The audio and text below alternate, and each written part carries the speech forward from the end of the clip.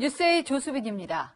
독감 백신 접종 후에 사망했다는 신고가 오늘도 들어왔습니다. 신고 사례가 12건 추가돼 지금까지 48건입니다. 보건당국이 먼저 26건을 두고 전문가 논의를 마쳤는데 백신과의 인과성은 낮다고 잠정 결론을 내렸습니다. 첫 소식으로 김단비 기자가 전합니다. 독감 백신을 맞고 숨진 사례는 48명까지 늘었습니다. 다만 보건당국은 앞서 신고된 26건의 사망 사례를 모두 분석한 결과 예방접종과의 인과성은 매우 낮다고 설명했습니다.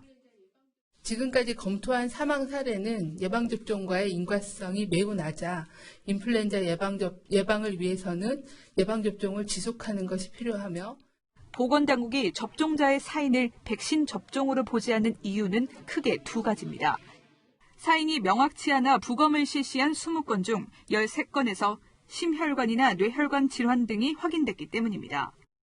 대동맥 박리되거나 아니면은 뇌출혈이 되거나 하는 그런 명백한 그런 사망을 이를 정도의까지 어떤 질병을 확인하는 그런 경우들이고요. 두 번째는 숨지기 직전 증상입니다.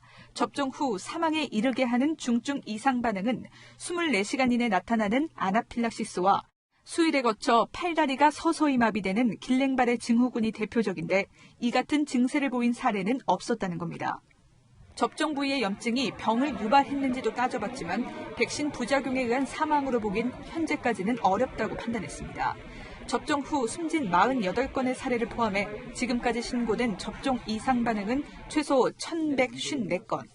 보건당국은 접종과 사망 사이의 인과성은 낮다면서도 예방접종을 서두르기보단 건강할 때 접종할 것을 조언했습니다. 채널A 뉴스 김단비입니다. 네, 보신 대로 백신 접종과 사망 사이 인과관계는 아직 확인된 건 없습니다.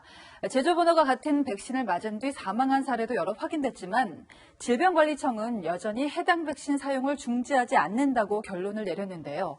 이유가 무엇인지 이다혜 기자가 설명합니다.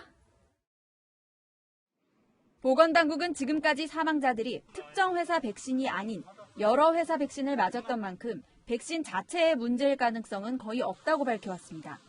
하지만 같은 제조번호 백신, 즉 비슷한 시간에 같은 공정으로 만든 백신에서 복수의 사망자가 나올 경우 특정 백신의 문제일 수 있어 해당 백신 접종을 중단할 수 있다고도 했습니다. 실제 지금까지 동일 제조번호 백신에서 사망자가 나온 사례는 12건, 27명입니다. 같은 제조번호 백신 접종 후 4명이 사망한 일도 있습니다. 하지만 보건당국은 해당 백신 폐기나 접종 중단을 하지 않겠다는 방침입니다. 단순 이상 반응 사례로는 폐기를 판단하기에 무리가 있다는 겁니다.